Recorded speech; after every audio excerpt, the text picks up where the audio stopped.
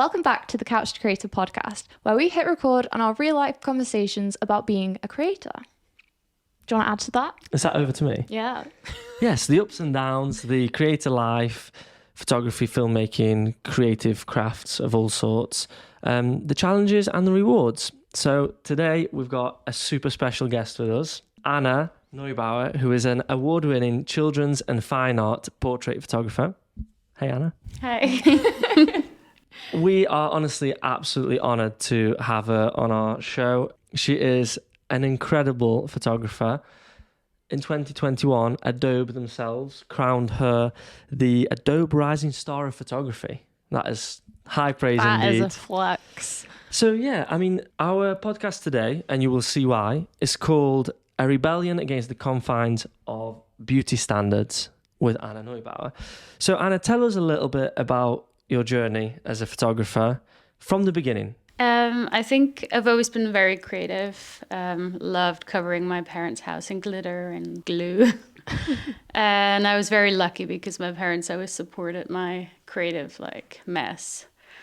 And I think I got my first camera when I was 15 and started taking pictures of I don't know, flowers and bees and stuff, but I got bored very quick. And then at some point I kind of discovered self-portraits. But when I started university, I felt really out of place. So photography kind of became my escape. And I would spend hours and days and nights in my room just creating stuff, coming up with concepts and all that. And I was always a bit worried because taking self-portraits can seem very cocky or I was worried about sharing them. But then I discovered Flickr and just started sharing the stuff. And for some reason I became part of this Flickr community. I don't know if you've been on Flickr. Back in the day, yeah. When I started it's a very old thing. And then, I mean, we started to call it the Flickr family. And I would spend all my money going to someone's house, and we would spend just weeks and, I don't know, just create stuff. That's amazing. With other photographers, just collaborating. Well, the story is a bit dodgy, actually. Okay. So I found this person on Facebook. His name is Stephen Seitz, and back then I was obsessed with his work. He did really dark and moody. a bit spooky, and also a bit I don't know, maybe depressing. A little bit of blood sometimes, but I found it really cool. And I messaged him and I was like, oh my God, I love your work. And then he just replied, and I think I almost passed out because I was such a fangirl. And he was like, are you a photographer? And I just said, well, not really. I just kind of started. And then he invited me to spend some time with him and about, I don't know, 25 other people at his house in DC. Oh, wow. So I went, and back then my brother was actually living in New York, and he was like, you're definitely not going. Yeah, that's pretty scary. But I went and I met some of my best friends. That's basically how it started. Wow, what a story. I love that. That's amazing. Stepping outside your comfort zone and then finding something so amazing. But Anna, what would have happened if he kidnapped you? She wouldn't be here. I'd be dead.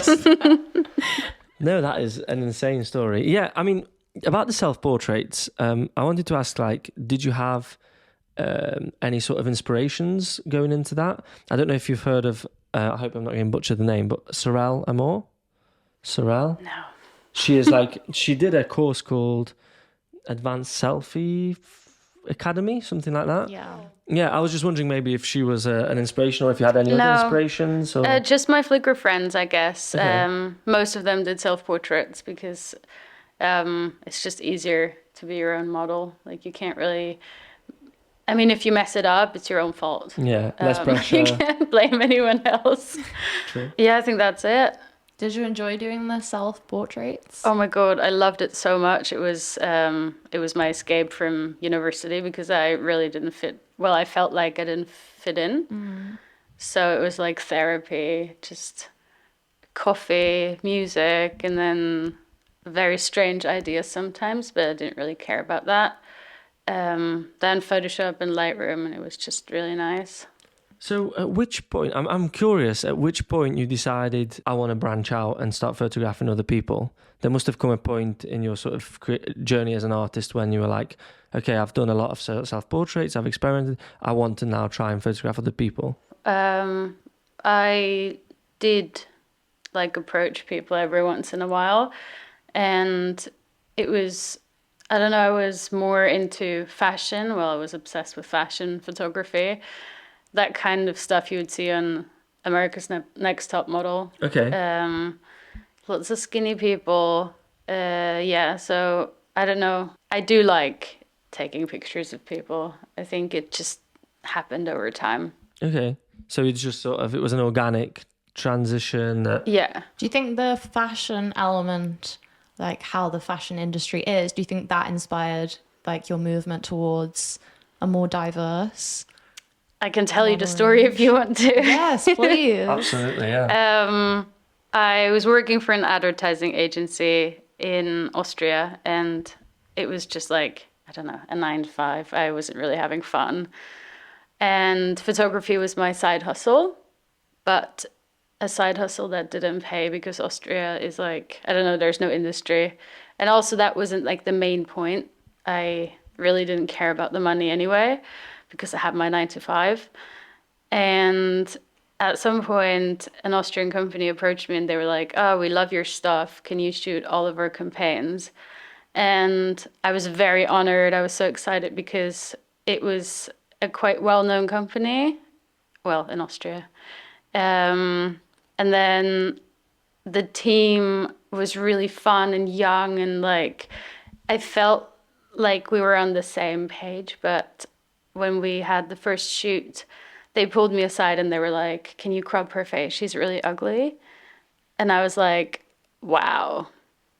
What do I do now? Because they're my client. I basically have to do whatever they say. And I'm embarrassed that I did crop her face after, but it was really painful because she kept looking at the screen and it wasn't her face anymore. It was just the pieces. And then I went home and just, I don't know, I think I might have cried. I don't know. Wow. I was like, this is not me. But I was really angry because I just listened to them and then I wanted to quit. But I also really wanted to move to London, so I decided to get a grip. That is insane, though. That's like... You hear about it. I mean, I've kind of done similar things. Like, you've once like lost your shit at me for photoshopping a photo. Photoshopping yourself, yeah. Yeah, photoshopping myself, not someone else. And like you feel, I felt terrible about it because I was like, I'm literally conforming to what's expected. I know what you mean. Like, I think everyone has done it, but in this industry, it can get really out of hand. Yeah. I mean, Yeah, fashion is like an extreme industry. I have to say, like, that story that hit me really hard. Yeah. Like, I can really feel that. But I think that's a perfect kind of introduction into the meat of what we want to... Funny that I say the meat, we're all veggies here.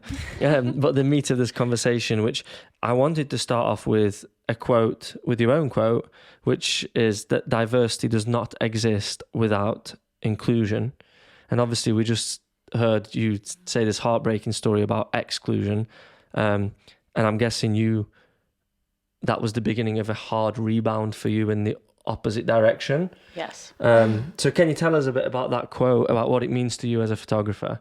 It's a hard question, but I think lots of brands they want to be diverse, and they start to like have campaigns and all that, and then they always have like that one token person. There's a token Asian person, and there's one token person in a wheelchair. But for me, that's not diversity. There's like so many other faces and personalities and all that.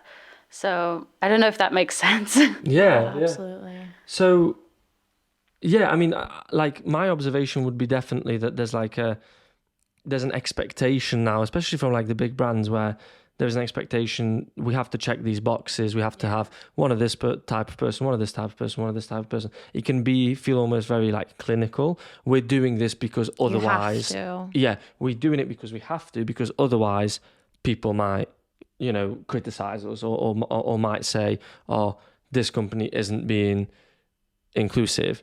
Well, so Vogue just published an issue. Well, it's like they had 5 different covers, I think, and it was all about inclusion. And I think it's cool that they're doing it, but at the same time, it shouldn't be such a big deal. It should just be like the norm. And I feel like all brands are doing the same. Like they just tick a box and then go back to their usual schedule. Yes. Yeah.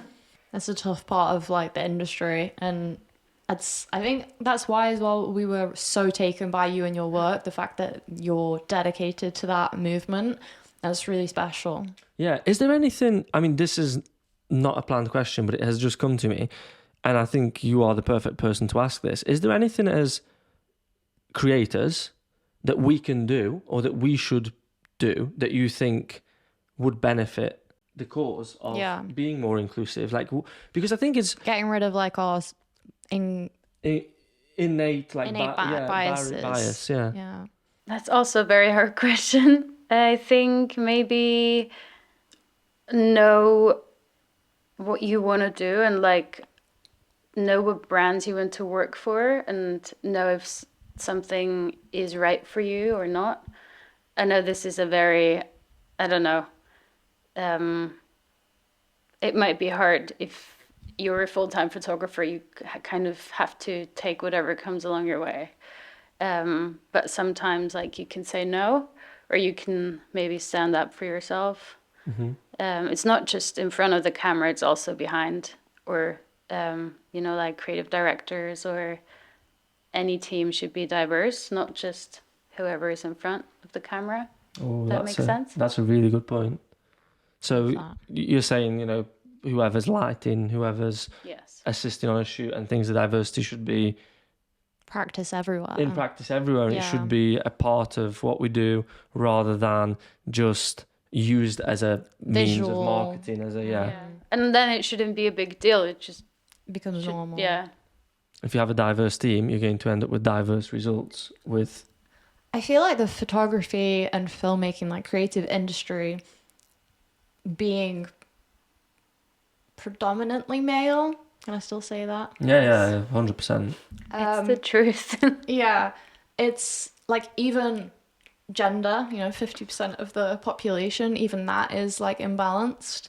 So like when you get down to people with Down syndrome, for example, their representation is so small. Yeah. You kind of like go down like a funnel, don't you? Yeah. And you're going down to like... Because like as a filmmaker, I definitely feel it, like being a woman on set. Yeah. So imagine how far more marginalised people feel when they go into a shop or open up a magazine and there is no one that looks like them. Yeah. The 21st century, but people are kicking off about the fact that we have a black Disney princess because Ariel was actually, white. This fictional character who was a mermaid, and there was people out there who are having problems. I think it's... I just thought about something. There's that one picture of 2 mice kissing, and it's Disney, I think. And someone commented, and they were like, "This is so wrong. This is 2 women kissing or 2 men kissing." Someone was like, "Excuse me, these are rats." Yeah, and I think it's so reflective. I think that's such a good representation of some of the issues that we have around the industry. Around this, not just in the industry. I mean, not just the industry, but I just mean in specific relation to like the podcast and our like careers and stuff. It is quite prominent. especially with beauty standards. Yeah. I saw that Adobe described your style as images that contain a narrative element. And as filmmakers, as like fellow storytellers, we're always very conscious of the storytelling. And for us, that would be like one of the biggest compliments. Like, you know, if our video tells a story, that's like the end goal, like the holy grail. But I know as a photographer that making an image tell a story is that much harder. So how do you kind of like, I think our listeners would love to know how you approach taking photographs that tell a story. How do you add that narrative element or capture that narrative element? I think when I'm taking pictures, it's more like a friend hanging out, or if like friends hanging out. I never really think about the final image because I used to have, you know, these like visions, and then it didn't turn out the way I wanted them to be. So I kind of started focusing on the person and getting to know the person, and then I don't know, I usually just have a conversation, we just chat, I take some pictures, and that's it, I guess. Yeah, so it's like being present rather than like scripted. Yeah. I don't want Almost. to pose anyone. Yeah. I mean, I do give like some directions, but What sort of directions like do you give? Is it to do with, do you direct like certain emotions? Can you show me anger? Can you show me this? I never do that. No? It's more like the light, I would say, could you take a tiny step to the right because the light is better, but I don't really focus on like expressions because it just happens naturally, I guess. So, I mean, I'm super curious about how that That's looks in amazing. practice. You don't say anything, or you continue with a conversation, or is it like, We usually just have a conversation, just hang out. yeah? Like, Well, you're holding a camera and they're standing Yeah. in front of it. it could be really intimate things like people's like hopes and dreams, or I don't know, their sorrows or that kind of stuff, but also really random things like, I don't know, the pet's name or Okay. favorite like song or something like Yeah. that. So you create kind of like a space for authenticity, I and guess. yeah. Haven't thought about that yet. Yeah, that's Love that as a quote. Like Anna's portraits create a space for authenticity. That's the process. But when you look at the images, they that- make me feel so much. there is so much emotion in there. Yeah. That's very kind, thank you. I also feel like you don't know how good you are. It's like very painful to see I mean, a fellow creator, like especially a woman, not know how good they are. The industry is tough. Yeah. talking about how good you are, because this is kind of relevant to like your portfolio and stuff. When we're doing the research for this podcast and deep diving into your portfolio, I noticed that like your body of work is a piece of art in itself. It tells a story. It tells a kind of cohesive narrative of inclusion, of diversity. And I wanted to ask you how you see yourself as an artist. Like, is every project a separate project and a kind of like, okay, I'm shooting this photo shoot, this person, and then in 2 days I'm shooting something else? Or do you see everything as a body of work that you're constantly building, expanding upon, reshaping and things?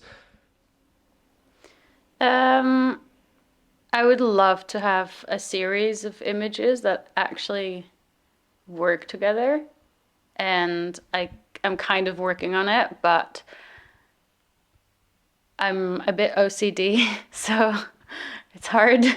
Yeah. Because I want things to be perfect in terms of like light and color combinations and all that. So most of it is just random projects, I guess. Okay. From an outside perspective, it looked like a cohesive body of work. Well, that's why the question, because I would have never asked this question if it didn't look like for years you've been working to a specific Goal. style or a cohesive message, which I know obviously you do have a cohesive message, but yeah, it looks very well. I guess this is this is relevant to your style, because you do have a style. How would you describe your own style? For ages, I thought I didn't have a style, especially because the whole Flickr thing, everyone had their very distinctive style. So, I don't know, someone had like blue images. And at some point I was like, oh my God, I actually don't know what I'm doing. Like everything just looks random. So I guess it just happened over time. I love like retro images. I don't shoot film, which is bad, but I like, I don't know, a little bit of it looks like film, grain, and I like a little bit of like soft warm light. I think that's the style. Okay, I was going to say, like, I definitely noticed that you gravitate more towards the warmer color temperatures, more the oranges, the kind of warmer tones. Filmic. Yeah. Look, more like Kodak Gold style if you were on film. But how did it just come naturally, the development of the style? Because that is such a common question. I mean, whenever you see on YouTube or any sort of social media platform, people always want to know, how do I develop my own style as a photographer? And like, it's massive with Instagram as well. Like, I mean, not as much now, like people aren't as obsessed with the feed, but like a couple of years ago, you had to pick a color. Yes. And stick to it. See it in the feed. And like that felt so restrictive as a photographer. You're like, but I don't want to just take blue photos. Yeah. I don't want to just take daytime photos and nighttime photos. What would your advice be to creators on how to develop your own style? Just go with whatever feels right to you. Don't like look at other people's stuff too much. Like it's good to get inspiration, but then I don't know, I used to edit the shit out of pictures. Like I used to edit the skin so it looked like plastic. Mm-hmm. And then lots of contrast and just too much. At some point I was like, I want the images to be a bit more natural, I guess. Real. So I stopped looking at other people's stuff in that context. I still look at people's stuff. Yeah, of course. Yeah. Yeah, I think that's really cool. It's hard to find. It's really hard, yeah. I mean, I still don't feel like I've got a style. I think we've only just, after years of being in the filmmaking industry, have started developing a style in filmmaking, our filmmaking voice, let's say. But in photography, like I've been into photography for, let's say, 10 years, and I'm completely lost with regards to finding my own style. No idea. I feel like that too sometimes. Yeah? Yeah. Well, I guess that's encouraging. Wow. That's an insane photographer is saying that to me. I've got a question about feeling lost and that sort of direction, because I know that you do a lot of work with children as well. Mm-hmm. How describe that? Like, children are so unpredictable, like, really hard to direct, and can be hard to direct, can be, notoriously difficult to work with. How do you overcome that? How do you find working with children? I really like it because it's, again, like hanging out with friends. I don't really tell them what to do. I just let them be. I don't think I would ever work with a child if the parent is on the side telling them what to do. Like, could you do this pose or this pose? I just want them to be very natural, and kids they don't care. They just do whatever. So I think it's very chaotic, but I find it easy. Okay. Easier than adults then? I think so. Yeah? Yeah. Because also if kids like pull a face, it's cute. I guess. There's more expression. There's more natural, I guess, organic expression. Yeah, and also kids don't have that kind of as much the the filter of like standards and what's expected. Like an adult, when being photographed, will consider like, oh, how do I look? Like, Yeah, children don't care. They're like, oh, cool. so pure spirited. Yeah. That's really interesting. Everything just seems so natural to you. Like how you have like the authentic shoots, like you don't really force anything. The way that you just let kids be kids and you capture these incredible photos. It's just. We've been sitting here for half an hour just having a chat with you, and like you're incredibly like humble with this insane body of work, like just epic images. Where does your like, I don't want to say insecurity because I don't think it's like that, but like lack of confidence come from with your work? Because like anyone you'd ask would be absolutely wowed, and you're just like, oh, it is what it is. It is what it is. I love that. Definitely my hometown, because photography isn't considered a profession unless you do weddings or like, I don't know, school photography or babies, families, that kind of stuff. But as soon as you do like fine art, or as soon as you go into like the artist direction, people are like, oh, so what do you really do? And first of all, I think it's a very rude question to ask someone about how much money you make or if you make enough. But last year I went back to my hometown for, I think it was just 5 days. But I don't know if I'm allowed to say that, but my parents' neighbor, he was really rude. He was like, so what's the purpose of it all? Yeah. And purpose, and like, he also meant like salary, because I was explaining like a project in the exhibition at King's Cross with the Photographers Gallery, and I tried to explain it very nicely, but that comment really messed me up, I guess. Like, I think about it every day. Really? Yeah. I mean, firstly, you're allowed to say anything on this podcast. That's the premise It's of a it. safe space. Yeah, no, but I mean, we hit record on real life conversations, so no, absolutely, and that is amazing. Thanks for sharing that with us. But I think that's amazing reflection. That's an amazing reflection of what an impact a small comment can have that people may not think much about at the time of saying it. Yeah. But then I feel like as well, it is a thing that most creators will feel at some point when they're trying to take their hobby, let's say, into a profession. And like, I know for sure, like, it was probably 5 years into us working on our own business before people like stopped asking, when are we getting a real job? Yeah. And like at the time we found it motivating because we were like, well, we're going to prove you wrong kind of thing.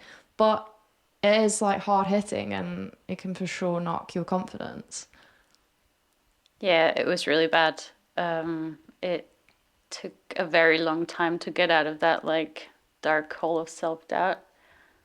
But wow, it's getting better. That's good. We're here to hype you up. Yeah, absolutely. But so it's amazing to see some, like,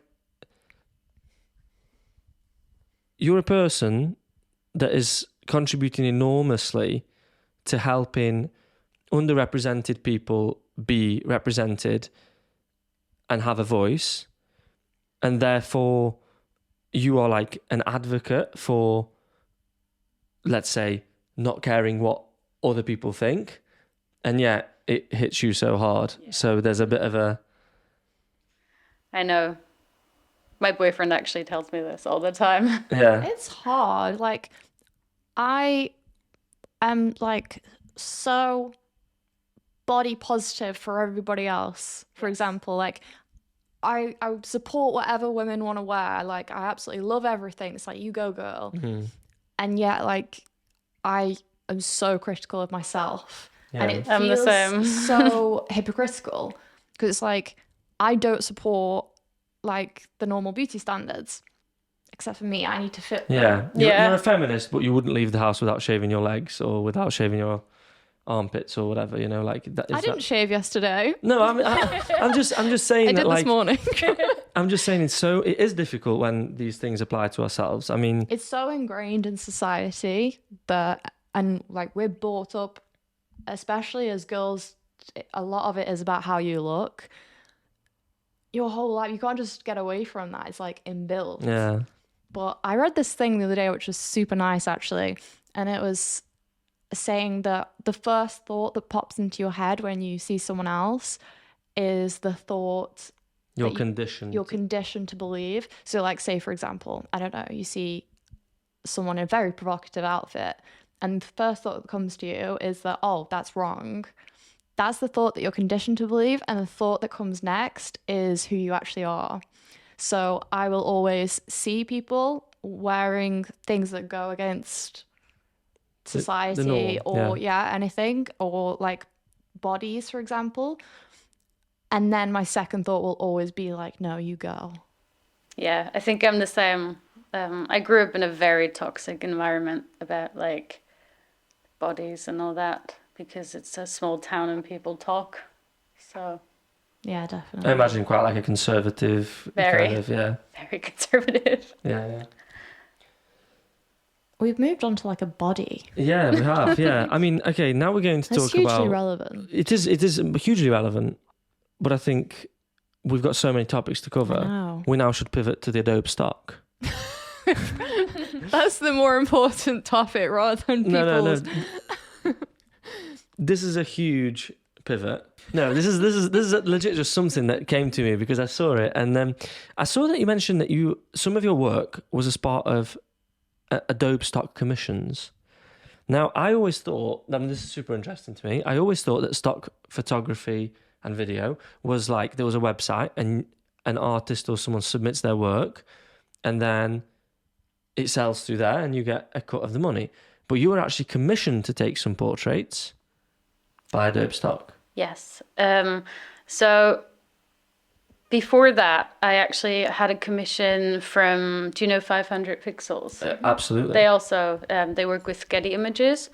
I think they all had the same idea. Same with Adobe. They're like, they realized that none of their stuff is inclusive enough. And I did a bit of research before I got that commission. I actually had to apply for it. It's called Adobe Stock Artist Development Fund. Okay. Very long word. And I mean, I never thought I would get it because it was such a big commission. But when I did the research for it, I really knew that I wanted to do it because if you look up, I don't know, like any kind of disability, it's always a person with the disability and the person who cares for them. Right, okay. Like someone being pushed in a wheelchair, or I don't know, like a child with Down syndrome and the teacher next to it. And it's never the person, it's always the condition, and that really annoyed me.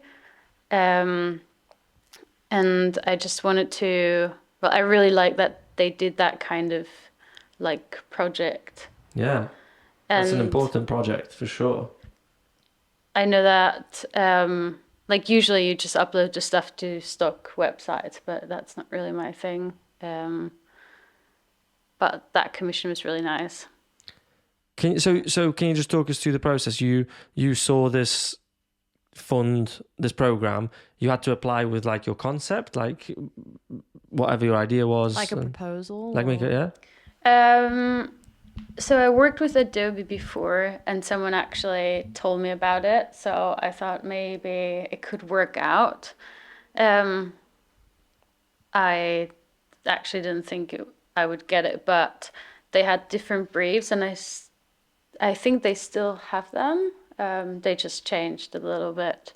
So they have, like, I don't know, body diversity or self-love and all that, or family diversity. I can't remember the briefs, but there's like maybe 5 different ones. I wanted to do the self-love one. I don't know if this is correct. I can't remember. but I applied with like a little concept what I wanted to do, and it was basically just like images of people being themselves and not just like that token person in a wheelchair again. Yeah. You can tell that like so much of your success is down to like your pure motives. Like you can tell that this is like your kind of calling and what you want to do. I guess when you think of a stock site, a stock photography website, video site, whatever, you type in, I don't know, I want a coffee shop, a wide shot of a coffee shop. You know the kind of people that are going to be sitting there in that coffee shop is going to be like middle class white people, white boys and girls. And if you're going to be like typing person drinking a coffee, it's going to be a fairly attractive man or woman sitting there, perfectly lit, drinking a coffee. If you type in family on the beach, it's going to be a 2+2 male and female family. You're not going to have. I mean, even AI is sexist. Yeah. We were doing a film project that was like about space and astronauts, and we were trying to create our treatment and our ideas and storyboard. And you type an We astronaut typed in space, astronaut, and it was all men. and you can regenerate it. You can regenerate it 50 times, and it'll never be a woman. But you know, AI is scouring the internet. Yeah, and learns from people. It's learning from Society. all of everything that's on the internet, and it's learning that all astronauts are men. So yeah, I mean, that is firstly big up to Adobe for doing something like that, and Getty /500 pixels as well, and amazing that you got on board with that, and you're helping to shift that balance. That's so cool. Do you feel like driven by your purpose with photography? Yes, in a way, but then sometimes I feel like I don't know what I'm doing because, like I said, lots of brands just tick a box, and sometimes it feels like we're moving like one step forward and two steps back. But I think I feel driven. I guess it can feel like you're not sure whether it's genuine or not with some brands. Yeah, because sometimes it like when I take pictures, I just don't want people to feel like they're a zoo animal. And lots of campaigns look like they don't care. They put a person, I don't know, someone with Down syndrome in front of a camera, and that's it. It sometimes just feels a bit fake. There is a marketing strategy. This will get attention. This is different. This is what, It'd be really cool to create some sort of project that included more people in like the creative sphere. A creator program, creator scholarship would be so cool to get more people involved in like the creative careers. I'll write it down. One of our million projects. Yeah. I mean, I wanted to talk a bit more about your work because your work is absolutely amazing. Like, you know, your actual portfolio and the photos. Do you have a favorite ever photograph? Like, if you had to choose one single photograph that you've ever taken, and if so, can you share what it is with us? I think it would be a picture of Isabella and Dominic. They're actually these two. Okay. We'll put the photo on the screen for our viewers. I took a few I really like just because the chemistry between them is amazing. I also had them for the Adobe thing, for the commission, and I was really happy that they wanted to shoot with me. So Isabella has Down syndrome and Dominic has a thing called fetal alcohol syndrome. I don't know if you've heard about it. If you look up fetal alcohol syndrome, you won't find any images of an actual person. It's just illustrations or a woman, like a pregnant woman drinking red wine.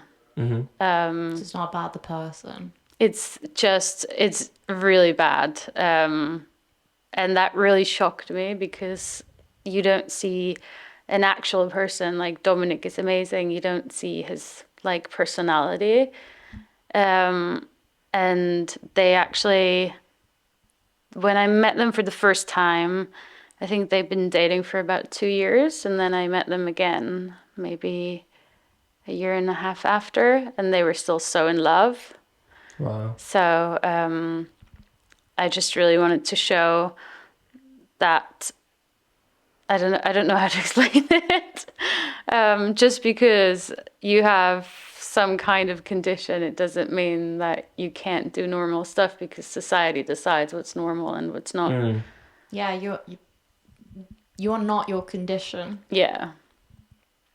You're Wow. a person. We're gonna have to share the story. On the video we'll put a few photos of from that shoot. I love your journey though, from being in like normal fashion and having someone tell you that you need to crop out someone's face. Oh, it's incredible. And then the way that you've moved through and to where you are now, it's just an amazing journey and story. Thank you. If you zoom in like 1,000 times, you might be able to see my goosebumps. I just feel like heavy. Like this is It's just, yeah. It's, so meaningful and so important, and the power of like using photography and filmmaking to help these kind of movements. It can't be overstated how important it is. And I think it's also just worth putting it here that we are just so privileged to speak to you about this. Thank you for having me. No, honestly. And like the fact that you rock up here with a battered 5D Mark II and then with literally a bag full of like your magazines and with your images is like so humbling and like eye-opening. The camera talk actually is a really funny one, because we absolutely love talking about gear and stuff, but we know damn well that you go to any like photography exhibition, photography show, all the pros, the artists are using old gear. Yeah. The 5D Mark II. It must be like, if you were to like stack all the like top tier photography award winners, I reckon the 5D Mark II would be the number one of the camera. most popular, yeah. One of that has won the biggest awards, the most. And it's just not about that at all. Like it's all in the story and the people that make the images. I want to ask, what's next for Anna Neubauer? What is the future? Is there a goal? Is there an end goal? Is there an ambition that you have? You know, what's...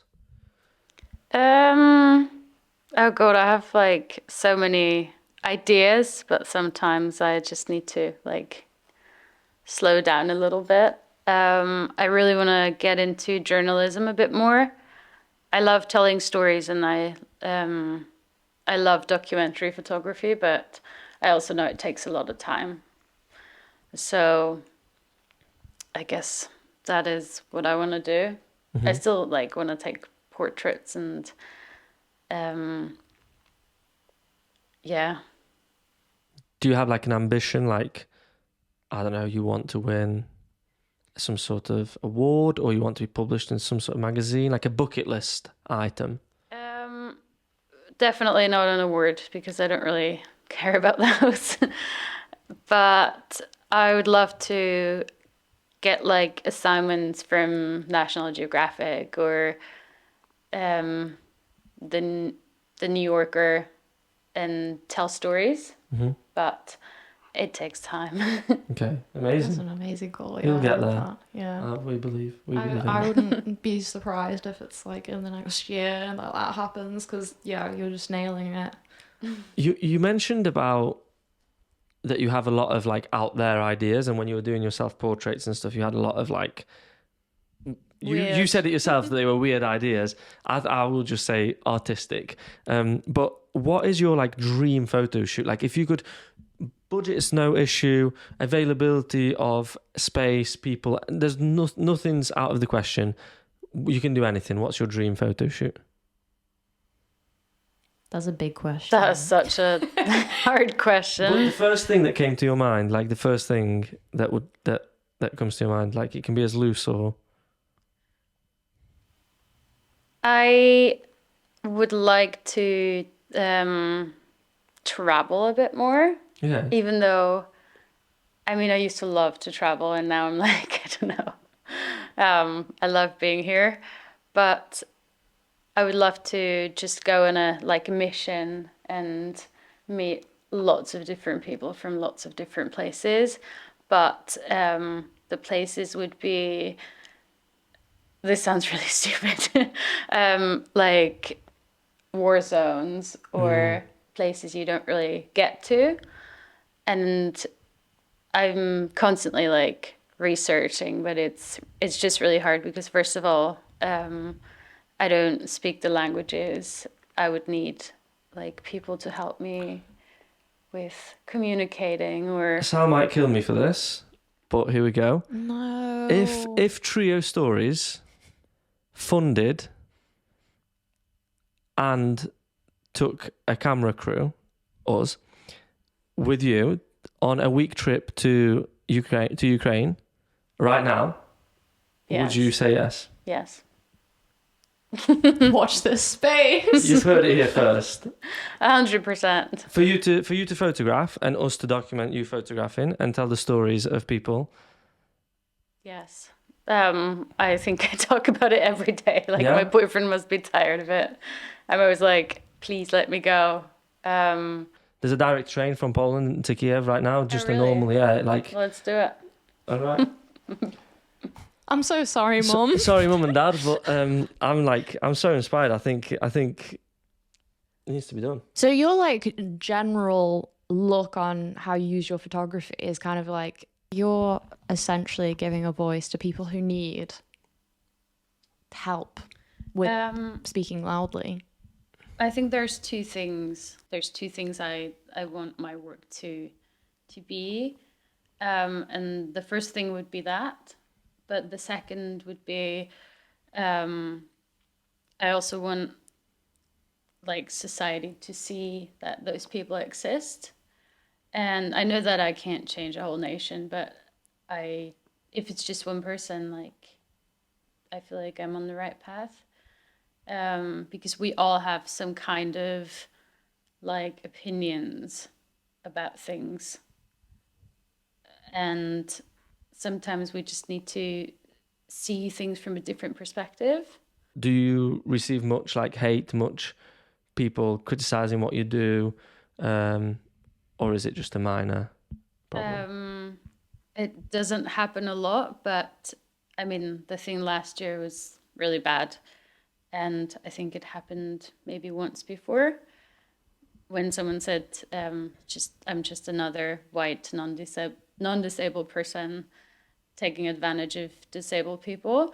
But someone said to me that even if you get like thousands of really nice and positive comments and compliments, as soon as there's one negative thing, like you can't stop thinking about it. And I think that was really helpful because it's very true.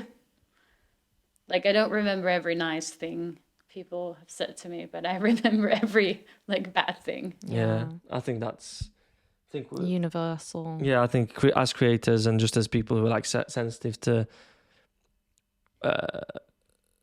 criticism, I think it's a common thread. Yeah, it's a difficult thing. Do you have any plans to start a YouTube channel? I don't have any plans to start my own channel, but I've been asked to like do some videos just recently, so that might happen. I'm not sure because I'm very awkward in front of the camera. Well, you're doing great on this podcast. I used to actually host a TV show for kids and teens when I was younger, so I don't know how that happened. Wow. That's awesome. That is very cool. But I still don't want to... I mean, I enjoy doing it, but the thought of being in front of the camera is always a bit like, oh, God. How do you feel about making videos? Like, because obviously you're insanely talented with photography. How does it feel? I studied filmmaking. You studied filmmaking? Well, kind of. I studied time-based media, and I'm not sure if I should say that, but I hated it. I loved filmmaking and like creating little videos and all that, but I didn't like the school. Okay.